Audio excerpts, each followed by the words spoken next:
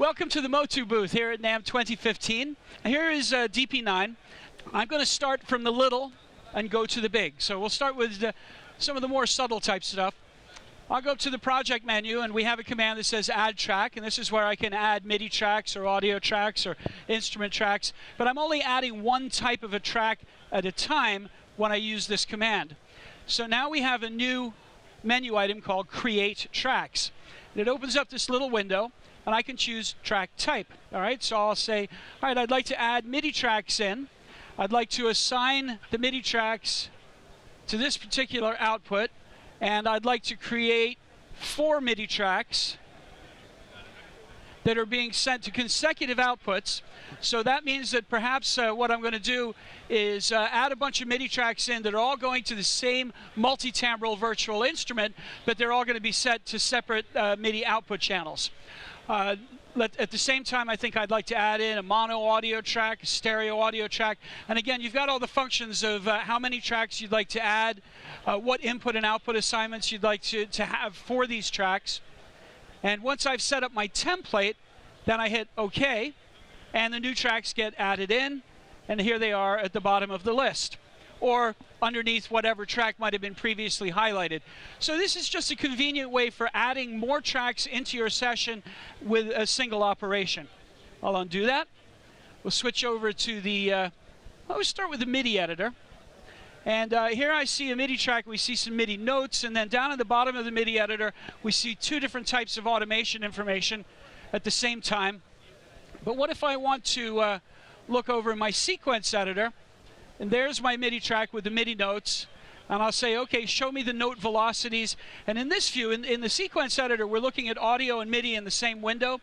So what's happening now is the note velocities are getting displayed with the actual notes. If I say show me the volume, that's superimposed over the notes, show me the pitch bend. But there's another way that we can do this. We can say show lanes. And now what that's doing is that's splitting out all of the information that's not MIDI notes into its own. We won't call them separate tracks because they're all part of the track, but they're lanes within the track. And you can decide what you want to see and what you don't want to see. So if the only thing I want to see is pitch bend information, then that's what I'm displaying, and I see the notes up above that. So you may be working with a MIDI track that has 20 different MIDI controllers that are being used, and you may want to be very specific about which MIDI controllers you want to see simultaneously. I only want to see my pitch bend and my controller number 7 at the same time, for example. So this is a good way of organizing what you're seeing as you work with this controller data. And then if I want to collapse all that and say hide the lanes, I'll do that. It works the same way for audio. I'll go up here and I'll say, okay, give me a volume controller, and you can see the old style of superimposing the controller over the waveform. Let's go in and add a send level in here. I'll put that in as well. But now if I'd like to see all of that at the same time, then it's displaying it in separate lanes. And again, I can decide exactly what controller information I want to be looking at. It's all referenced to the audio, the actual waveform there. So this is just another workflow enhancement. These are features that are in the program because customers have been saying, you know, it would be easier for me to work if I could see my controllers, my automation, separate from the waveform. But you have the choice. If you want to see the controllers overlaid over the waveform, you certainly have that choice as well. So we'll hide the lanes. All right, something else. Let's go back to our soundbite view here. I'm going to expand this down. And I think I'm going to go a little further up in the sequence. Actually, right there looks like a good spot. This is the overhead mic for a drum set. But if we look at the waveform, what can we tell by looking at the waveform? Well, we see transients, so we know that there's some sort of rhythmic pattern here. We see amplitude. In other words, a waveform is showing us 2 things. It's showing us time and it's showing us amplitude. But it doesn't tell us much else about the audio. So I'll go up here and I'll go to the view mode and I'll say, show me the waveform and the spectrogram for the audio. Here, I'll change the color that we're using so you can see a slightly different view there. Or maybe I'd like to look at just the spectrogram itself. Now, what we're looking at here is amplitude, all right? The darker parts are louder. We're looking at time, obviously left to right. And we're also looking at frequency, from high to low. So Looks like some high frequency there, some low frequency, some mid-range. What does that sound like? So we've got a crash cymbal with a kick drum, followed by a snare drum, kick, snare, kick, snare. So now you can see the frequency response of what's actually going on inside that track. And if you'd like to customize that view even more, you can choose different color combinations, whatever is easiest on your eyes, whatever makes the most sense. So now the waveform display is also available as a spectrogram display.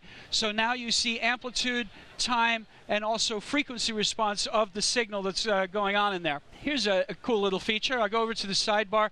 Now we're working inside one consolidated window here. That's really handy for a single monitor display, or if you're working on a laptop, for example. But if you have multiple monitors and you want to spread the windows out of Digital Performer to multiple monitors, you can certainly do that. What I've done here is I popped a sidebar window into my consolidated window, and I'm going to scroll down to project notes. Now, something that's been in the program for a while are individual track notes. Now we have a window that is basically a text application. So, okay, what was the first date of the session? Who played on that? What were the settings on the outboard gear that we used? You got project notes. Very handy. I'll go to my chunks window. Something that Digital Performer has had for a long time, going all the way back to the beginning, is the ability to have multiple sequences inside a single session file.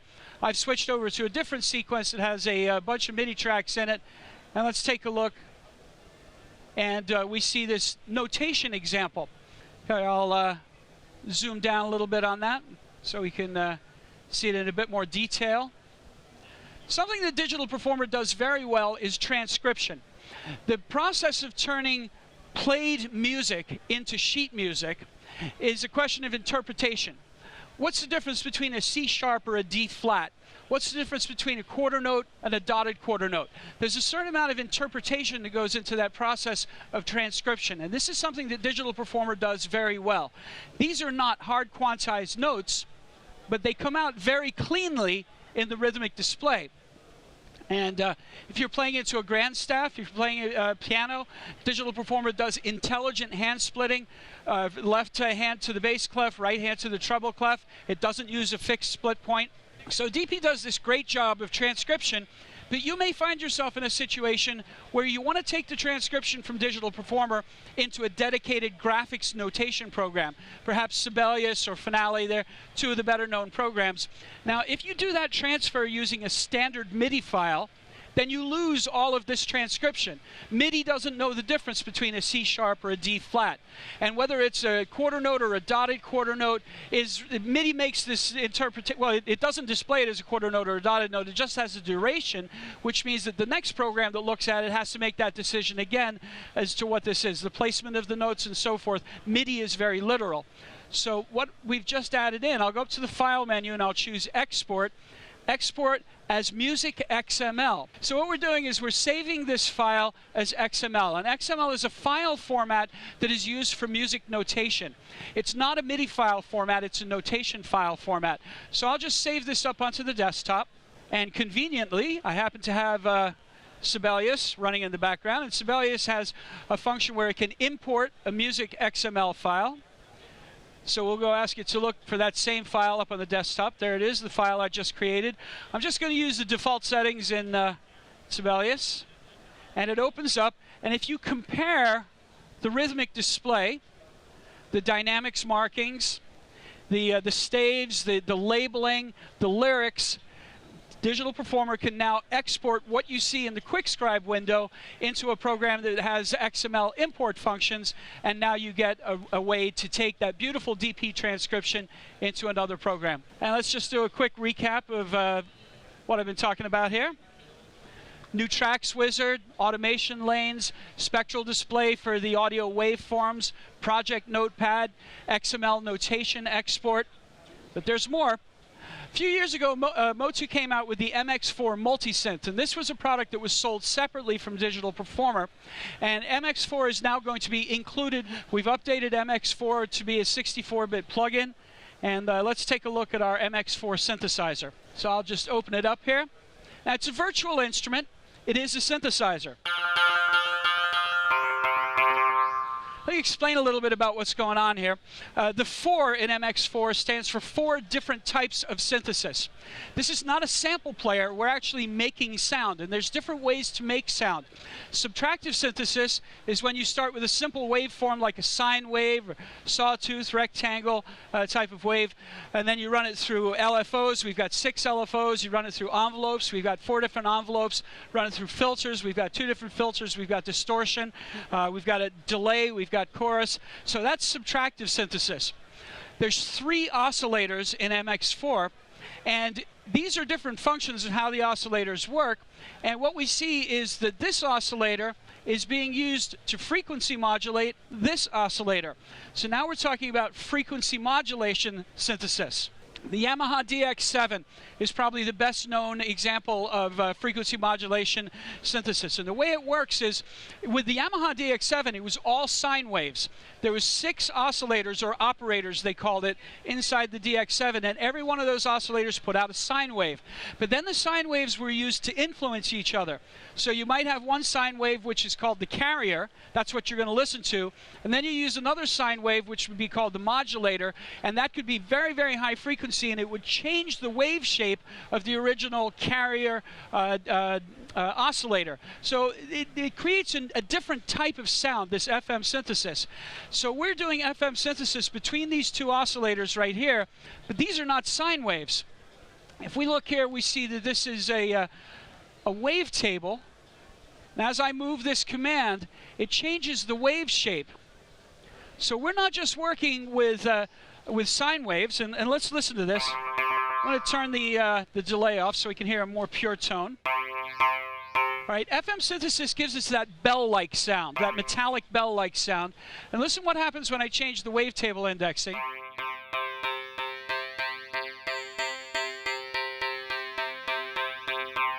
So that change of timbre is not being done with a filter.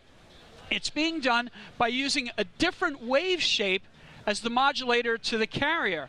So we've taken what the DX7 can do, and we've taken that many steps further. We're not just using sine waves for our FM synthesis. So now we've talked about really 3 different types of synthesis, because we've talked about subtractive synthesis, FM synthesis, and I've mentioned wavetables. And again, I could go through a wavetable index here.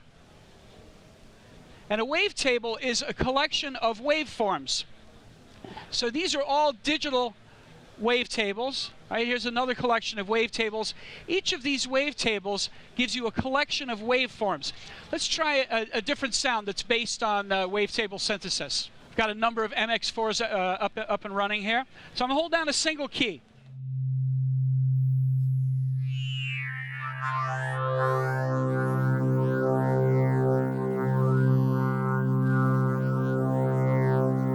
And if you look closely, you see these little icons going back and forth under the wavetable indexing controls there. And that ever-evolving sound is because there's LFOs that are indexing through the wavetable. That's constantly changing what the waveform is.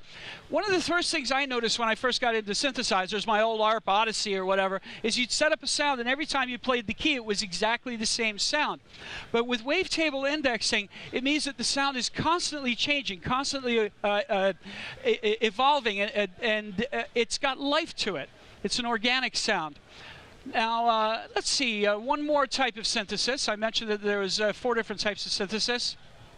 And the 4th type of synthesis is really a hybrid of subtractive synthesis and FM synthesis. See if you recognize this. That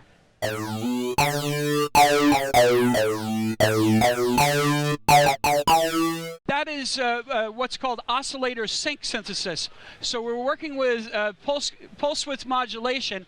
We're using oscillators to influence each other, but they are synchronized to sympathetic frequencies. So you don't get that FM synthesis atonal bell-like sound, you get that hard sync sound. Now, I mentioned that we can control things using devices such as envelopes, LFOs. if I go to the back page of MX4, we have even more modulators. So a modulator is something that changes. So if I want to change a parameter, if I want to change a filter, if I want to change a wavetable index, how am I going to do it? Well, I could map it out to an external MIDI control. I could use knobs or wheels on my controller. I could program MIDI information into a MIDI track, but I also have internal modulators. An LFO or an envelope is an internal modulator, and MX4 is packed with modulators. Here's a pattern gate, a trigger sequencer, a pattern sequencer.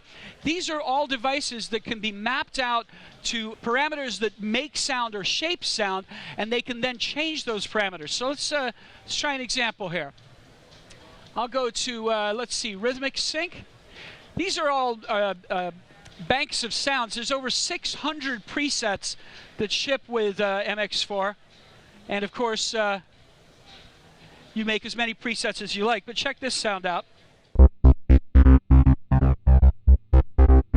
So there's a rhythmic pattern happening there, and that rhythmic pattern is a result of running the sound through the pattern gate. And if I come back over to my front screen again, you notice that we have a matrix over here, and as I move my mouse cursor around, it'll tell me, okay, this parameter here is being controlled by the pattern sequencer. So at a glance, I can tell what is being modulated by what, and if I control or right-click on a parameter, I get a menu with all sorts of options for internal and external modulation control. So 4 different types of synthesis, complete internal and external control, hybrid types of synthesis happening at the same time, and that is our MX4. MOTU ships with, I think we're over 80 plugins at this point, audio and MIDI plugins. A Digital Performer ships with very, very high quality plugins. I've done mastering work for Sony and ABCO using the stock plugins in MOTU. We've had Grammy Award winning records that were mixed entirely using the stock plugins inside MOTU. And one of the things that our engineers do really, really well is a process called physics modeling. You may have heard of convolution modeling. That's used for reverbs, where you take a real acoustic space and you make a sample of that acoustic space. Physics modeling is where we recreate a piece of analog equipment as a software process.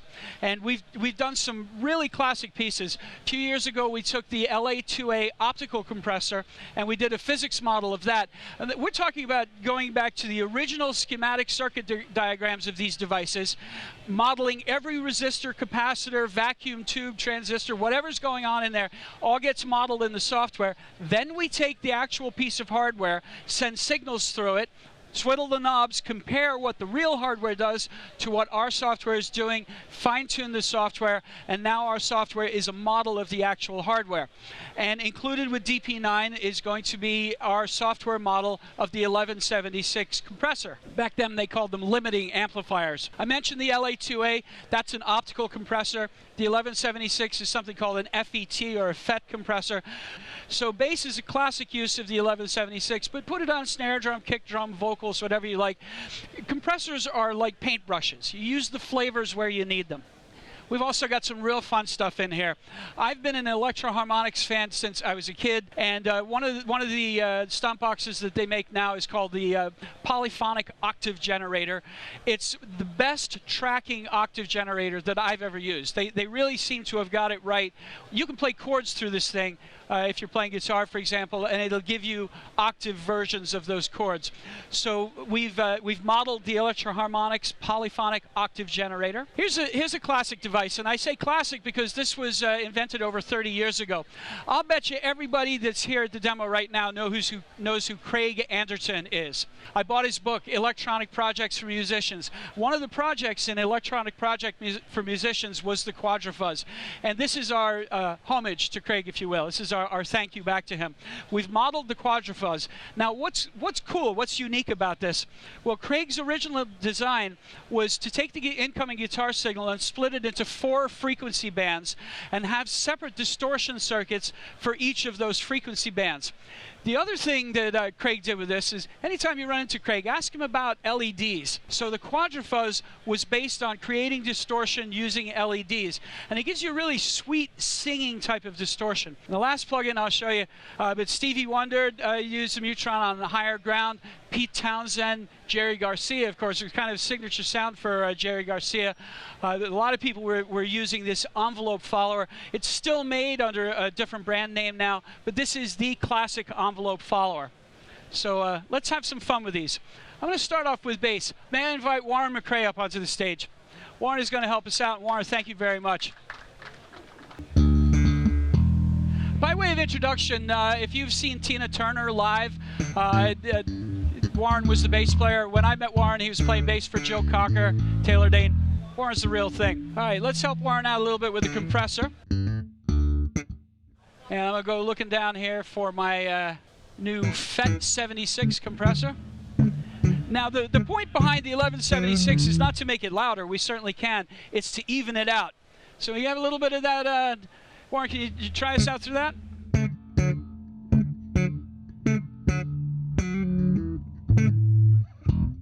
All right, so we're evening the sound out.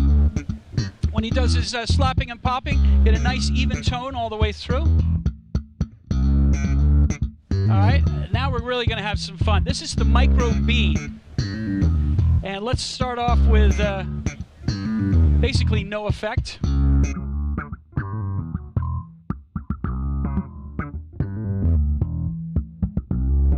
Let's start off by bringing in the octave.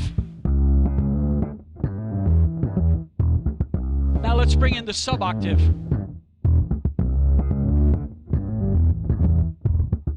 I got a Genelec subwoofer up here. You feeling that, Warren? All right, now we're bringing a square wave signal. All right, now I'm going to bring the filter back in.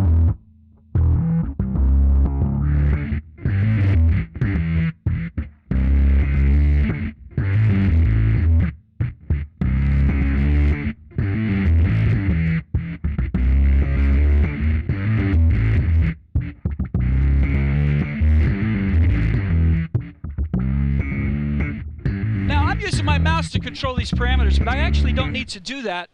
Right, you see I've got my Akai controller down here, and you see I can wiggle the knobs. I can control the parameters inside of the Micro B with remote MIDI control, and this is a new feature for DP9. Go up to my project menu, go down to consoles, and I have a command that says learn controller. And of course we can hook that up to a key command. And what's happening is we're using the custom consoles as translators. Custom consoles is something that's been in Digital Performer for a while, but now what we're doing is we're using the custom console to take an incoming MIDI message from my Akai controller, and we're sending that out, in this case, to this controller is going out to the bass track, and it's going out to the Micro B, and it's controlling one of the parameters. Now, you don't have to set any of this stuff up. You don't have to know this is how custom consoles work. All you do is do the MIDI learn command, click on the controller you want, wiggle your external controller. Warren is also running his bass. We're going directly into our 1248 interface. We're going through the Micro B, and then we're also going through something called Live Stage. So right now we're running him through an SVT cabinet. Let's put him through a single 18 cabinet. Try a different microphone. Right? And I'm doing the same thing with my guitar. I've got my guitar going through Live Stage. So if I want to start off with, right now all we're hearing is guitar and the cabinet emulation. Let's see, I'll try a single 8-inch speaker.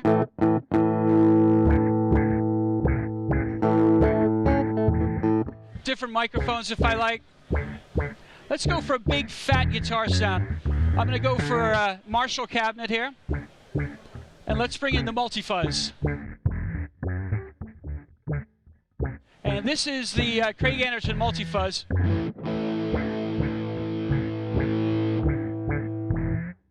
And we have separate frequency controls, so I'm going to push up the high frequency and the low frequency and give them a little bit of boost. And I'm going to pull down the mid-range. So that scooped mid-range sound. I'm going to push up the attack or saturation. I have a master tone control and a master output volume control.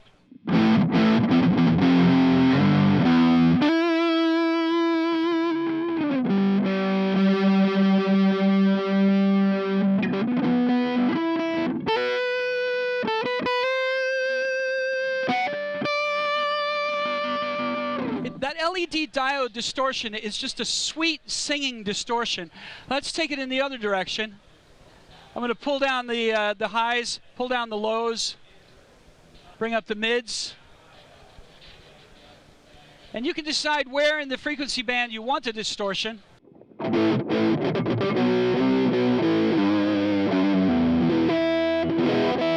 This is one of the nicest distortions I've ever worked with. You can really just tune the tune what you want that to sound like.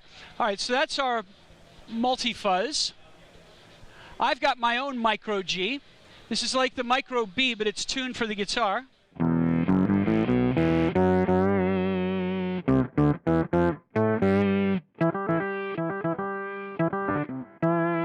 But you get the idea there. Envelope follower and an octave divider. And now I'm going to show you the last plugin of the day, the Mega Synth. And this is really a combination of the octave divider and the Mutron wah. And let's go directly to that preset. Let's go to that auto wah preset.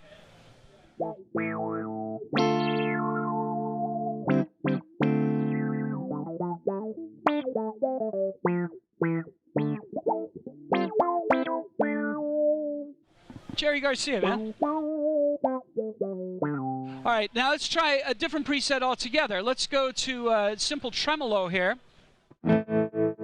And what we have is we have the same inputs that we have in the micro G. There's the raw guitar input, there's the octave up, there's the square wave, there's the sub octave. We then have two filters and an amplitude generator. Right now what we're doing is we're just taking that input volume and we're using an LFO. We've got two envelopes, envelope follower. We've got two LFOs to work with. We can synchronize the LFO. And we're applying the LFO to the volume control there. We also have a pattern sequencer. And I'm going to start off by going through and just creating a very simple pattern. And I'm going to use the pattern sequencer to control the volume. All right, let's take that up to... But now I have additional control over attack and release inside the pattern sequencer, and I can have interesting rhythmic patterns. And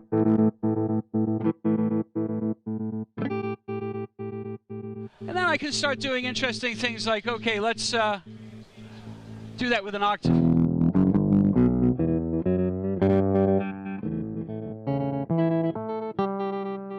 This is a synthesizer, and it's got a lot of very cool sound in it. I'm going to drop back to my auto wah, and since I have the opportunity, since we have a 5.1 surround sound system here, this is a plugin that's been in DP for a while, but this is a 5.1 delay.